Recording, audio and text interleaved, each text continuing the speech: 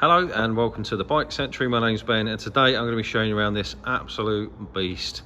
This is a Honda Goldwing 1500 on a 1999.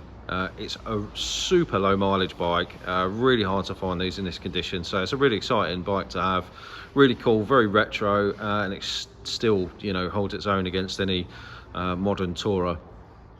This particular one has been extremely well preserved, is absolutely fully loaded with extras. I'm not going to be professing here to be an expert on Goldwings, so I'm going to try and do the bike as much justice as I can. So it's just over a 1500cc engine with a manual gearbox. These produce just over 100 brake horsepower. Loads and loads of torque from the engine, as you can imagine. You can see it just poking out the side of the bike there. It sounds absolutely amazing. Sounds very similar to the old BMW 6-cylinders that I had when I was younger, actually. It's finished in this really deep set burgundy colour red, and there's so many features about this. I'm going to try and remember them all as I go around. So, starting at the front end then. So we've got pretty much brand new tyres, very, very new. Hardly worn at all. You've got these massive disc covers to help with brake calling. I mean, you'd see this on MotoGP bikes of late. It's such a big bike, obviously, if you're doing any kind of downhill stretches in the mountains and stuff like that, it just helps to ventilate the front end of this bike. It's obviously a water-cooled engine. There's lots of ventilation for the engine, as you can see. Loads of additional headlights. A lot of people do tend to put, auxiliary headlights on these bikes as well. The front mud guard's extended down the bottom there, so you can see the mud flap on the bottom. Helps to protect the radiator, but also helps to protect the bodywork from stone chips and stuff like that. The bodywork's in amazing condition for the year. Obviously, you're going to find some signs of wear and tear, a few stone chips and a few little marks here and there. But for the year, I don't think you're going to find one that's better. This is really, really nice. I'll try and point out any major marks as we go around. But like I said, on the whole, this is very, very clean. All the bright work's very tidy. You can see the engine crash protectors just here sticking out the side. They're all clean and tidy, free of rust and corrosion. As are the pillion running boards, the rider running boards, foot pegs, stuff like that. All really, really nice. You can see on the side here, these have got the wind deflectors. So the idea of these is that you can position them whilst riding to direct the airflow either into your legs or away from you or your legs, and then obviously you can tighten them up using this here as well. Down this side of the bike, you can see you've got obviously the pillion running boards that just fold out down the side there. You've also got some crash protection just down here for the panniers. This small device here is designed to insert a rider backrest, which is a really novel thing. These seats are unbelievably comfortable, I have to say. I mean, that's what this bike is built for. It's built to mile munch, and you sit on this. It's nicer than my sofa at home. Absolutely amazing bit of kit, I have to say. At the back here and everywhere on the bike, you've got lots of storage. So there's lots of cubby holes everywhere. You can see there's also some speakers in the back. I'll show you the controls and stuff for the stereo in just a bit. The bike's obviously fitted with luggage. It's part of the bike. It's an integral part of the bike. Looks absolutely stunning, and obviously you've got side running lights on these as well. The mechanism to release these is just underneath here. So you can see these three little prongs just here. We just pull those, 1, 2. So it just pops the side box open.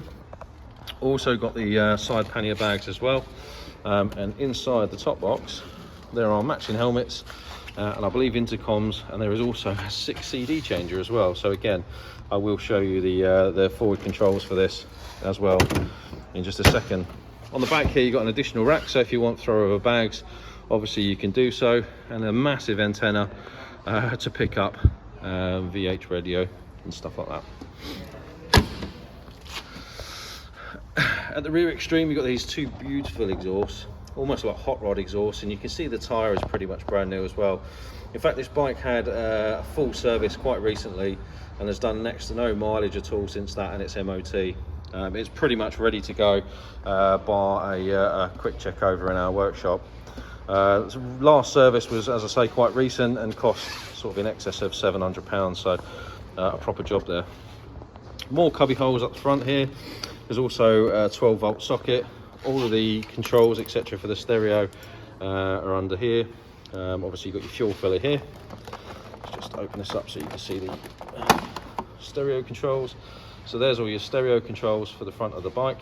It's got a tape player and a CD changer in the back as well.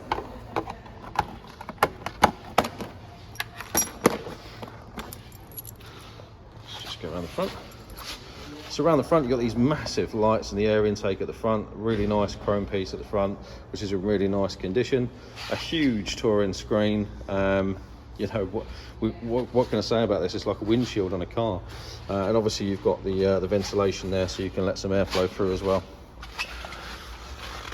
Down on this side, very much the same. Again, you've got the auxiliary lights just in front of the engine. Again, you've got the brake cooling device on the front wheel there.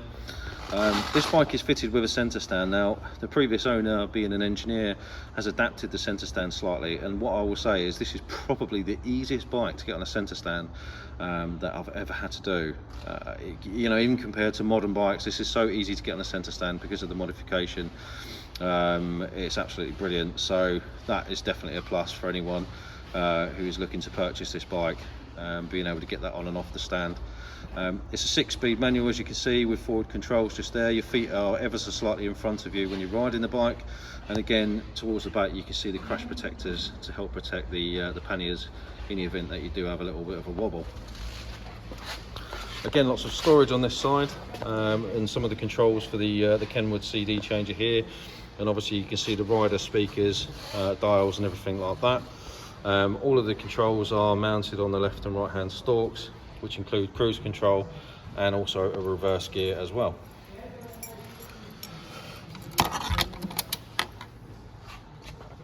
So really nice analog dash, tells you all the information you need, which is fuel temperature, obviously speed, and then revs. If you look at the mileage there, it's covered just over 16,000 miles from new, which is exceptionally low for a bike of this caliber for the year. It's not uncommon to see bikes like this that have done 250,000 miles. You know, they really do run forever. There's also a small 12-volt plug-in down here as well, presumably for the intercom system, and obviously various different plugins around the bike if you wanted to use third-party devices. Let's give her a start up for you. Put the choke on.